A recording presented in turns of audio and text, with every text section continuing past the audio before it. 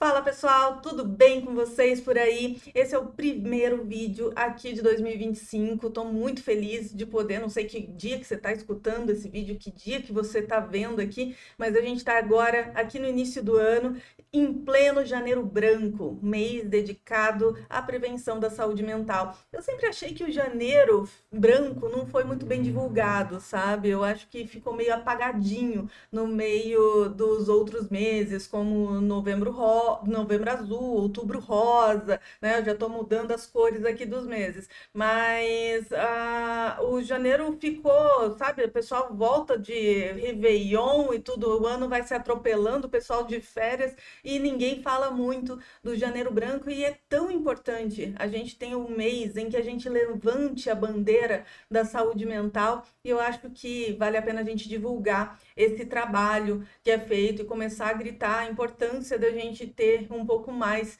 de olhos para a prevenção da saúde mental. E nesse ano em específico, 2026, vai entrar em vigor uma alteração feita na NR1, que eu vou explicar um pouco durante o vídeo, que vai ser fundamental para a gente ter um pouco mais de ações concretas na prevenção da saúde mental no trabalho.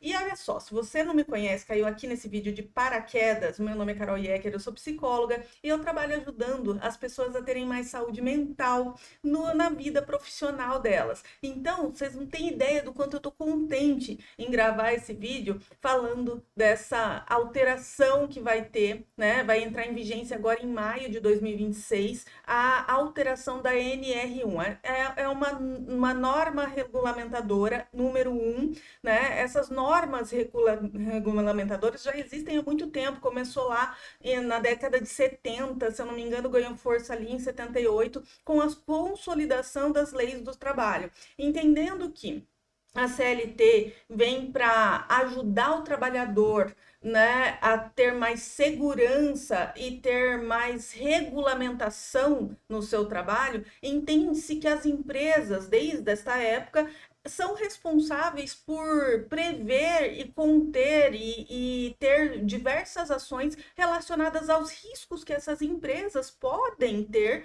por conta do trabalho aos seus colaboradores. Ninguém está livre de ter um acidente de trabalho, ninguém está livre de ter algum problema com relação à sua saúde ocupacional, porém as empresas têm uma responsabilidade em cima disso, em atender às normas de segurança do trabalho, né, questões relacionadas a produtos químicos, questões relacionadas a riscos, né, então, sei lá, eu tenho um trabalhador que precisa subir andaimes, que precisa, então ele precisa usar EPI, então ele precisa cumprir várias normas, certo? Que são regulamentadoras do trabalho dessa pessoa. E é a empresa que é responsável para que essas normas sejam cumpridas, para que isso esteja sendo de fato aplicado dentro das empresas para que os colaboradores estejam em segurança. E agora, a partir de 2026,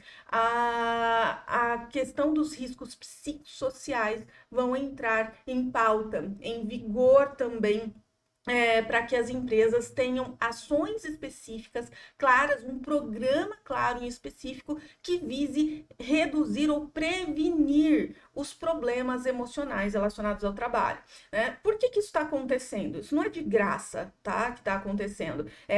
Depois da pandemia, né? Eu até fiz um levantamento aqui, buscando lá no INSS, até, por exemplo, aqui, ó, 2022, nós tínhamos em média 201 mil afastamentos por transtornos mentais, né? Afastamentos ocupacionais por transtornos mentais por ano. Então, a gente, até 2022, em uma média de 200 mil afastamentos por ano.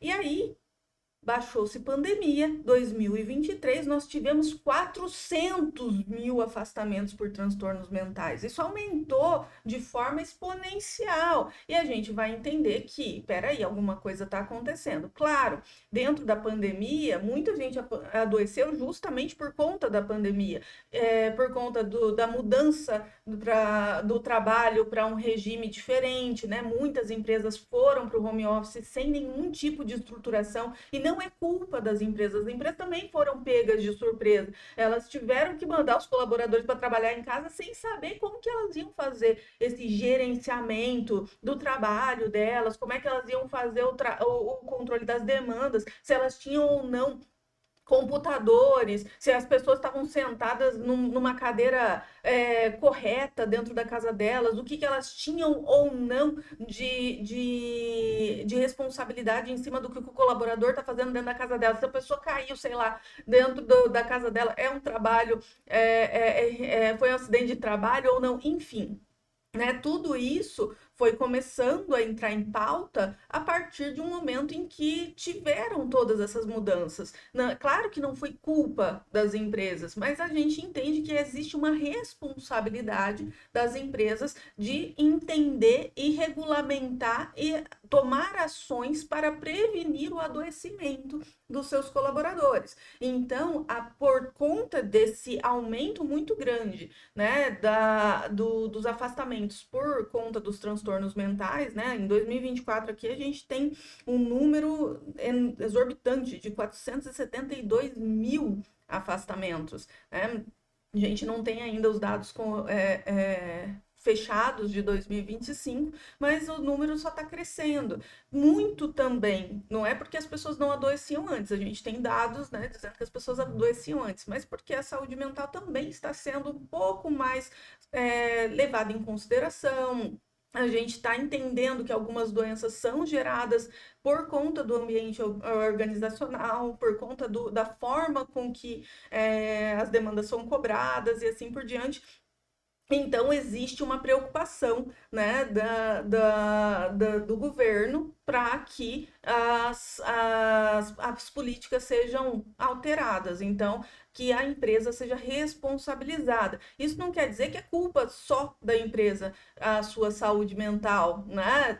A gente sabe que a saúde mental tem muitas camadas e eu venho trazendo vários vídeos, né? Quem está me acompanhando aí há algum tempo, volta lá, dá uma olhada nos vídeos. Muito do que está na tua mão, você pode fazer também para melhorar a tua saúde mental. Faça atividade física, procure terapia, melhore a tua qualidade de vida, entenda como e quais são as tuas questões que fazem com que você entre em sofrimento. Isso tudo você consegue amenizar muito os riscos de você entrar em um sofrimento psicológico. Porém, a gente não pode dizer que a empresa não tem uma influência muito grande, até porque grande parte da maioria das pessoas, né, grande parte do dia da maioria das pessoas é passado trabalhando, é passado dentro das empresas. Então, a gente teve uma mudança muito grande nesse milênio, né? A gente veio a internet com muito mais força pro dia a dia do trabalho,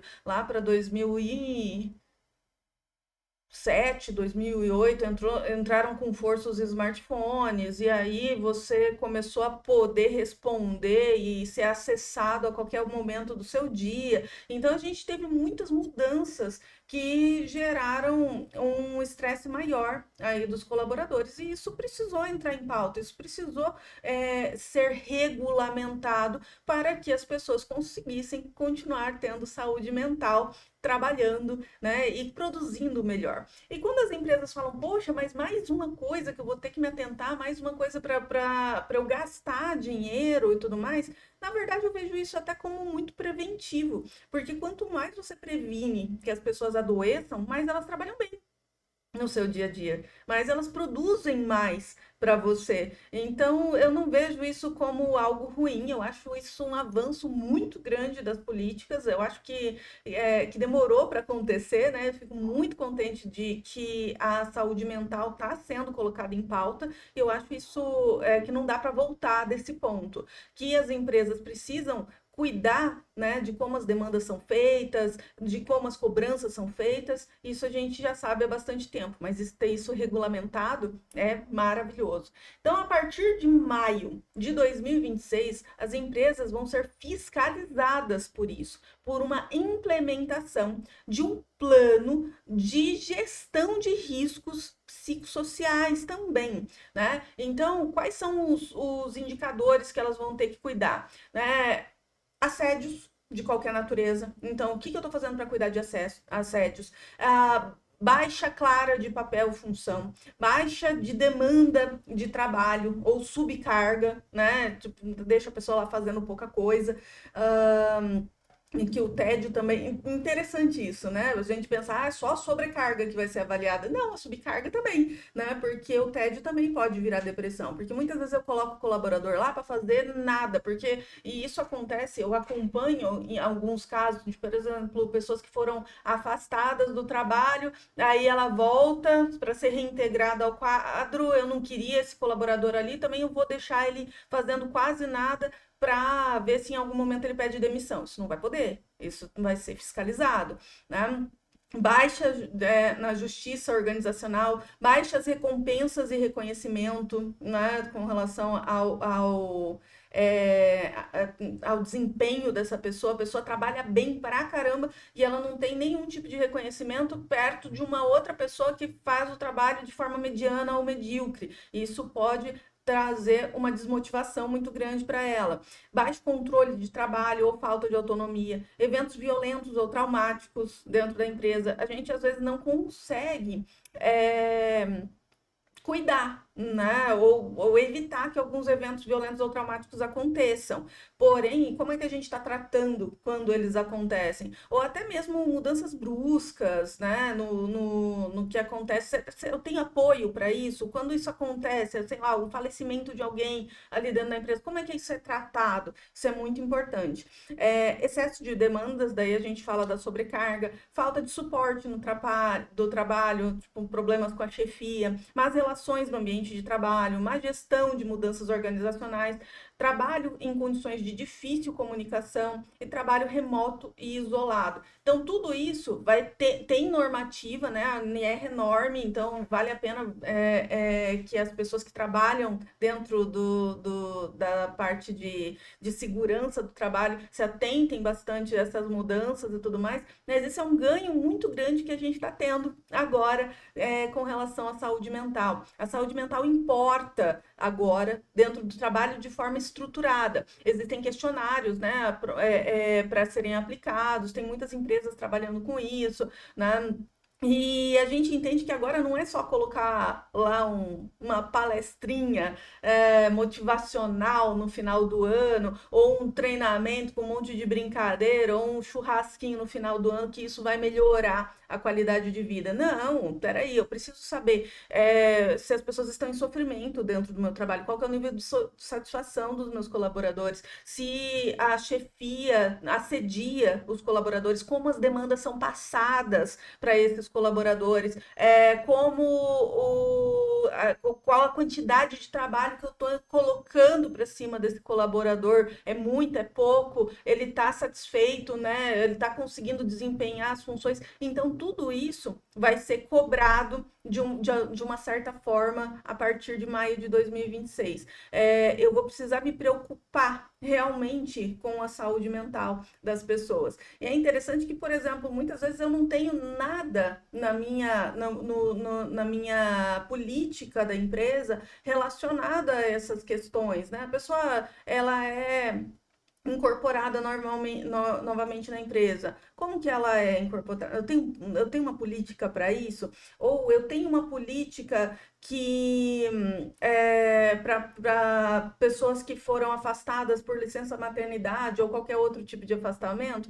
Porque isso não é um problema, né? E nem tá na NR, por exemplo, mas isso pode gerar um problema de medo, algumas empresas têm a cultura de demitir, né, as mulheres depois que elas voltam de licença maternidade. Isso deixa todo o ambiente com uma sensação de injustiça, com medo, com uma pressão muito grande, e isso vai interferindo diretamente na saúde emocional das pessoas. É importante a gente entender que a saúde mental, ela passa por muitos âmbitos, né? A gente tem o nosso diálogo interno, então a gente cuidar do nosso diálogo interno, cuidar da gente, fazer terapia, cuidar da qualidade de vida é muito importante. Mas o nosso nos nossos relacionamentos imediatos, né, as pessoas que estão diretamente em relação com a gente na nossa rotina, elas interferem demais na nossa saúde mental. Se eu tenho uma pessoa 100% do dia reclamando do meu lado e eu não tenho nada que ajude, né, essa pessoa, ou se eu tenho um clima muito tenso, toda hora eu tô com medo de ser mandada embora, toda hora eu tô com medo de uma cobrança vir do nada, quando as coisas são muito bagunçadas, existe uma desorganização na empresa, isso tudo influencia tanto na minha saúde mental quanto na própria produtividade da empresa. Quando eu começo a me preocupar com como as coisas estão sendo repassadas, qual é a organização que as coisas estão sendo feitas, né? Porque tem empresa que decide uma coisa de manhã e de tarde ela fala, não, para tudo que você está fazendo, agora a gente vai fazer diferente. Essa desorganização também provoca uma ansiedade muito grande nos colaboradores, eles nunca sabem se eles estão fazendo a coisa certa, né? Então, é muito importante que a gente se atente, a partir de agora, para as questões emocionais, e isso está sendo levado em consideração, acho que é um começo muito bom para este ano. Fico muito contente que isso tenha acontecido e nos próximos vídeos a gente vai trabalhar ainda mais questões de saúde mental na vida profissional. Espero que vocês tenham gostado desse vídeo, espero que tenha ajudado vocês e se precisarem de alguma coisa, só mandar aqui nos comentários. Um grande abraço e até os próximos vídeos.